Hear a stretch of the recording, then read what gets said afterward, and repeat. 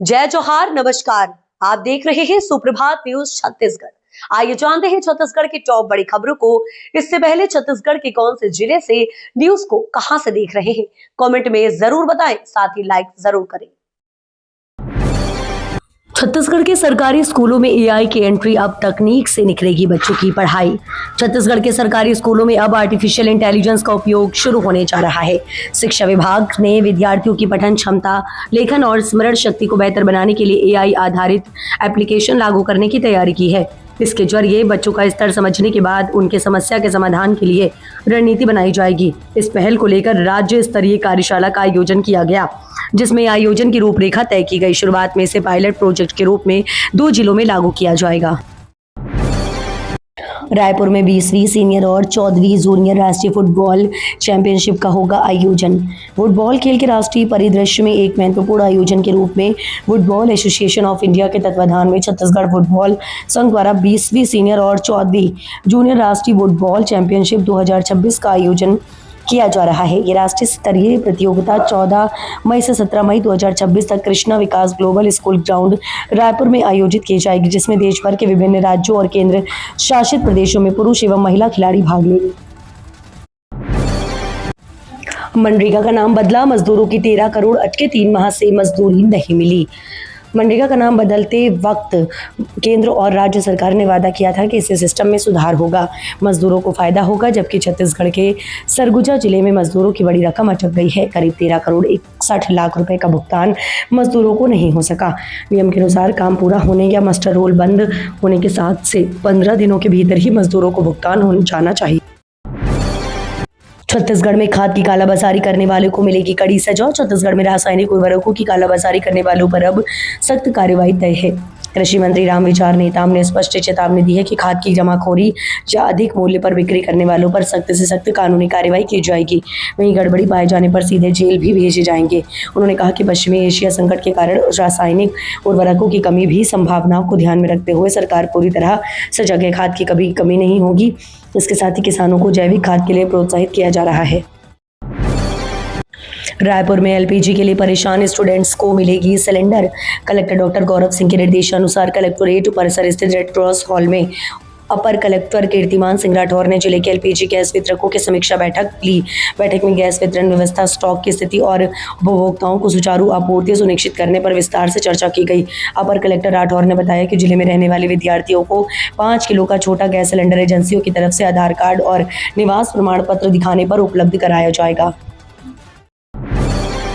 12 अप्रैल को होगी सीडीएस और एनडीए परीक्षा। रायपुर में बनाए गए 8 एग्जाम सेंटर। संघ लोक सेवा आयोग की ओर से आयोजित सीडीएस परीक्षा 2026 और एनडीए परीक्षा 2026 का आयोजन 12 अप्रैल 2026 को जिले के अलग अलग परीक्षा केंद्रों में किया जाएगा। दरअसल आपको बता दें, परीक्षाओं को लेकर प्रशासन ने तैयारियां पूरी कर ली। अधिकारियों की ड्यूटी भी निर्धारित कर दी गई है। ये परीक्षा राष्ट्रीय उच्च स्तर माध्यमिक विद्यालय बाल आश्रम परिसर कचहरी चौक, पीजी उमाटे शासकीय कन्या उच्चतर माध्यमिक शाला शांतिनगर और पीजी डागा गर्ल्स कॉलेज बाल आश्रम परिसर कचहरी चौक में आयोजित की जाएगी। अधिकारियों की ड्यूटी भी निर्धारित कर दी गई है। पहली पाली सुबह 9 बजे से 11 बजे तक, दूसरी पाली दोपहर 12:30 से 2:30 बजे तक होगी। 16 गांव का उप स्वास्थ्य केंद्र 1 माह से ताला लटका। सूरजपुर सीएमएचओ को जीडी ने थमाया नोटिस। दरअसल आपको बता दें, सूरजपुर जिले के दूरस्थ चांदनी बिहारपुर क्षेत्र का उप स्वास्थ्य केंद्र मोहरी चिकित्सक विहीन हो गया है। 1 माह से हॉस्पिटल में ताला लटका रहा। यहाँ मात्र एक नर्स पोस्टेड है जो टीकाकरण के कार्य में लगी रहती है। यहाँ 16 गाँव से लोग इलाज के लिए पहुंचते हैं। 1 माह से हॉस्पिटल में ताला लटकने की जानकारी मिलने पर जेडी सरगुजा ने सूरजपुर सीएमएचओ को कारण बताओ नोटिस जारी किया है। ईओडब्ल्यू ने पेश किया चालान। अब सौम्या चौरसिया व के श्रीवास्तव जेल से होंगे रिहा। छत्तीसगढ़ के बहुचर्चित शराब घोटाला मामले में राज्य प्रशासनिक सेवा के अधिकारी सौम्या चौरसिया और तांत्रिक के श्रीवास्तव को बुधवार को बड़ी राहत मिली है।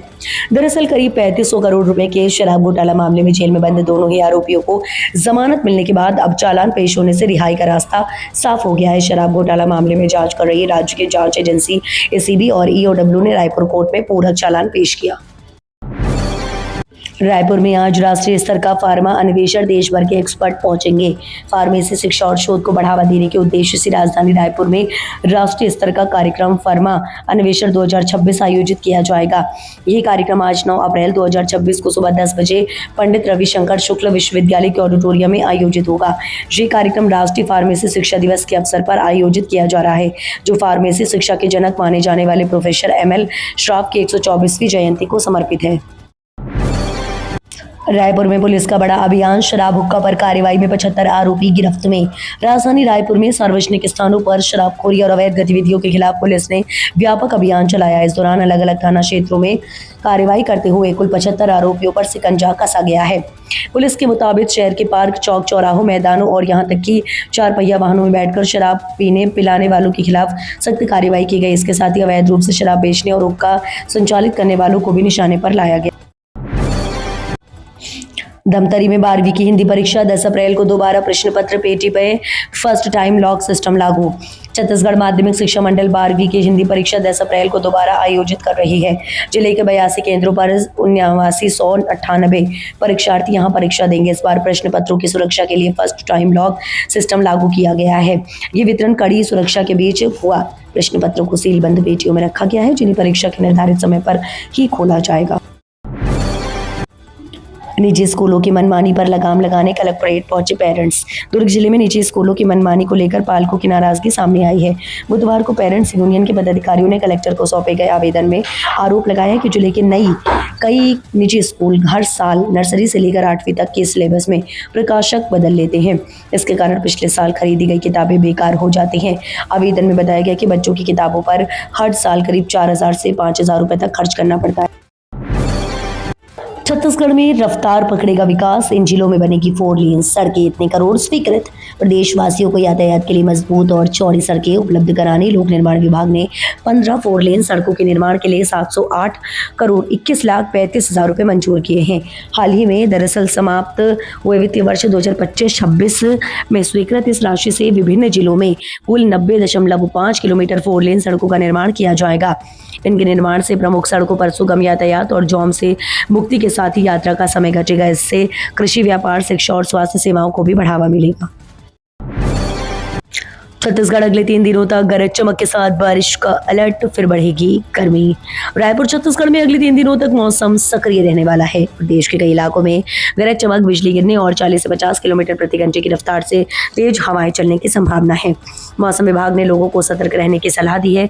मौसम वैज्ञानिकों के अनुसार अगले 3 दिनों तक तापमान में खास बदलाव नहीं होगा।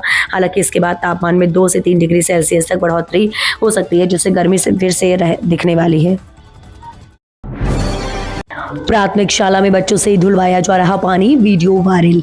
बालोदा से एक हैरान करने वाला मामला सामने आया है, जहां प्राथमिक शाला के नन्हे बच्चों से पानी धुलवाने का वीडियो सोशल मीडिया पर बड़ी तेजी से वायरल हो रहा है। शिक्षा के मंदिर में बच्चों के सिर पर पानी से भरे बर्तन उठवाए जाने से अब जिम्मेदारों की कार्यप्रणाली पर सवाल खड़े हो गए हैं। जनपद प्राथमिक शाला कर्मा का ये वीडियो लोगों को चौंका रहा है। वीडियो में साफ देखा जा सकता है कि छोटे छोटे बच्चे सिर पर पानी से भरे बड़े बर्तन उठाकर स्कूल परिसर में चलते नजर आ रहे हैं। इतना ही नहीं, कुछ बच्चे बाल्टियों में पानी भरकर स्कूल के कार्यालय की ओर ले जाते भी दिखाई दे रहे हैं। पेंशनरों के लिए बड़ी महंगाई राहत का आदेश जारी, 1 जनवरी से मिलेगा एरियर्स। केंद्र सरकार ने अभी तक डीए बढ़ोतरी की घोषणा नहीं की। तय परंपरा के मुताबिक 1 जनवरी से महंगाई भत्ता का लाभ कर्मचारियों को मिलना रहता है, लेकिन इस बार अप्रैल माह में भी केंद्र सरकार ने महंगाई भत्ता बढ़ोतरी को लेकर निर्णय नहीं किया। फिलहाल छत्तीसगढ़ के कर्मचारियों को केंद्र के बराबर 58% महंगाई भत्ता मिल रहा है। इस साल 11 जनवरी को राज्य की विष्णुदेव सरकार ने महंगाई भत्ते में 3% की बढ़ोतरी को डीए के केंद्र के बराबर 58% कर दिया था। महंगाई राहत में बढ़ोतरी का आदेश जारी कर दिया है। दिल्ली दौरे पर सीएम साई, मंत्री केदार कश्यप ने कहा छत्तीसगढ़ के विकास में पड़ेगा बड़ा असर। मुख्यमंत्री विष्णुदेव साई इन दिनों दिल्ली दौरे पर हैं। दरअसल इसे लेकर मंत्री केदार कश्यप ने कहा कि मुख्यमंत्री ने प्रधानमंत्री मोदी को बस्तर का ब्लूप्रिंट सौंपा है। आने वाले समय में बस्तर और छत्तीसगढ़ के विकास में बड़ा असर पड़ेगा। सरकार की मंशा है कि वहां पर शिक्षा, स्वास्थ्य की व्यवस्था और अधोसंरचना का निर्माण हो। हमें विश्वास है कि भारतीय जनता पार्टी बस्तर जैसे क्षेत्रों में आगे बढ़कर काम करेगी। लगातार भूजल स्तर में गिरावट को लेकर मंत्री कश्यप ने कहा, लगातार भूजल का दोहन करेंगे तो जल स्तर में गिरावट आएगी। लखपति दीदी योजना से महिलाओं को मिली नई पहचान और आजीविका, सरकार भी कर रही मदद। अंबिकापुर की आशा विहान बाजार में लखपति दीदी योजना के तहत महिलाएं सफलतापूर्वक दुकानें चला रही हैं। दरअसल ये पहल ग्रामीण महिलाओं को आत्मनिर्भर बनाने और उनकी आर्थिक स्थिति सुधारने में सहयोग भूमिका निभा रही हैं। इन दुकानों के माध्यम से महिलाएं अपने जैविक उत्पादों को बाजार तक पहुंचा रही हैं। दरअसल आपको बता दें कि आशा विहान बाजार की संचालिका आशा देवी ने बताया कि उनके समूह का नाम जय मां अम्बे। समूह में कुल 10 सदस्य शामिल हैं। छत्तीसगढ़ के 200 से ज्यादा गांवों में मोबाइल हेल्थ यूनिट्स से मिल रही इलाज जांच की सुविधा। ओडिशा और छत्तीसगढ़ जैसे राज्यों में जहां एक तरफ खनिज संपदा की भरमार है, वहीं कई गांवों में आज भी इलाज तक आसान नहीं पहुंच पा रहा है। दरअसल लंबी दूरी, कम सुविधाएं और जागरूकता की कमी लोगों के लिए बड़ी चुनौती रही, लेकिन अब तस्वीर बदल रही है। लोगों को अपने ही आसपास बेहतर स्वास्थ्य सेवाएं मिलने लगी। वेदांता एल्यूमिनियम ने इस दिशा में बड़ा कदम उठाते हुए मोबाइल हेल्थ यूनिट्स के जरिए गांव-गांव तक इलाज पहुंचाया। अब 200 से ज़्यादा गांवों में लोगों को घर के पास ही डॉक्टर, दवाएं और जांच की सुविधा मिल रही है, जिससे समय और पैसे दोनों की बचत हो रही है। फर्जी मान्यता और वित्तीय अनियमितता पर कड़ा एक्शन। छत्तीसगढ़ के स्वास्थ्य विभाग से जुड़ा बड़ा मामला सामने आया है। Chhattisgarh nursing counselling registrar Durga Usare को निलंबित कर दिया गया। ये कार्यवाही प्राइवेट नर्सिंग कॉलेजों को फर्जी दस्तावेजों के आधार पर मान्यता देने, वित्तीय अनियमितताएं, पद का दुरुपयोग समेत अन्य लापरवाही पाए जाने पर की गई। उन्हें प्रभार से हटाते हुए रायपुर CMHO कार्यालय में अटैच कर दिया गया। लोक स्वास्थ्य एवं परिवार कल्याण विभाग मंत्रालय से निलंबित आदेश जारी हुआ है। सभी अधिकारी कर्मचारी अपने मोबाइल से ऑन बोर्ड होंगे। मुख्य सचिव बोले, सभी विभागों को ऑन बोर्ड होना जरूरी।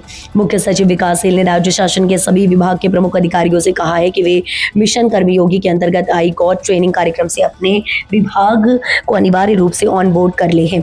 मुख्य सचिव ने सभी विभागों के अधिकारी कर्मचारियों को भी अपने मोबाइल से ऑन बोर्ड होने को कहा है। राज्य शासन के सभी विभागों के अधिकारी कर्मचारियों को उनकी आवश्यकता अनुसार विभागीय स्किल डेवलपमेंट के लिए प्रशिक्षित किया जा सकेगा। RTE प्रतिपूर्ति विवाद, प्रति छात्र वास्तविक खर्च सार्वजनिक करने की मांग। स्कूल शिक्षा विभाग के हालिया विज्ञप्ति बयान के बाद क्षेत्र शिक्षा के अधिकार के तहत निजी स्कूलों को मिलने वाली प्रतिपूर्ति राशि को लेकर नया विवाद खड़ा हो गया है। विभाग ने स्पष्ट किया है कि प्रतिपूर्ति राशि शासकीय विद्यालय में हर विद्यार्थी पर होने वाले खर्च या निजी स्कूल की वास्तविक फीस उसी आधार पर तय की जाएगी। प्राइवेट स्कूल एसोसिएशन ने हर छात्र वास्तविक खर्च सार्वजनिक करने की मांग की है।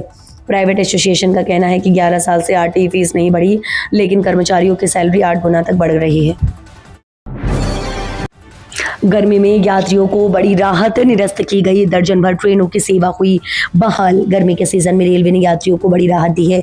दक्षिण पूर्व मध्य रेलवे के बिलासपुर रेल मंडल के अंतर्गत अकलतरा स्टेशन पर चौथी लाइन कनेक्टिविटी हेतु नॉन इंटरलॉकिंग कार्य के कारण पूर्व में निरस्त एवं आर्थिक रूप से निरस्त की गई दर्जन भर यात्री ट्रेनों को बहाल किया गया है। यात्रियों की सुविधा को ध्यान में रखते हुए ये ट्रेनें फिर से अपने निर्धारित समय अनुसार चलाई जाएंगी। छत्तीसगढ़ में सचिन तेंदुलकर फाउंडेशन ने बढ़ाया मदद का हाथ।